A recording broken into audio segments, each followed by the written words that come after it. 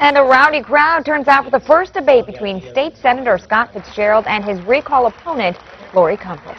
Good evening. I'm Amber Noggle. I'm Greg Jeske. Well, they hit all the big topics: jobs, collective bargaining, taxes, education, and, of course, the recall itself. Fitzgerald and Compas have been going back and forth in the media for weeks, and hundreds made their way to Jefferson High School to hear them face off tonight. Our Danielle Lama is live in Jefferson now with more. Danielle.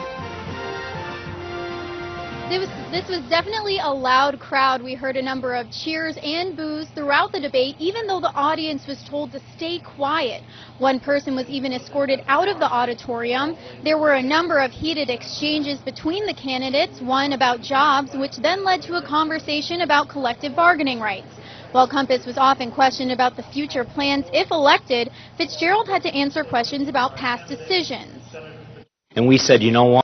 We can't continue to prop up this one sector of Wisconsinites that have not lost their job, have full benefits, both health and pension. So if you're hearing from the same people that are really hurting out there, I can't believe that you wouldn't support Act 10 or the reforms that we put in place. This is another example of this divide and conquer strategy.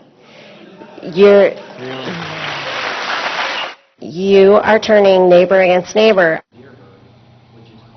The candidates hit major issues like energy, jobs, education funding, and taxes. Compas also explained why she feels this recall election is necessary. And we need to watch our leaders and hold them accountable.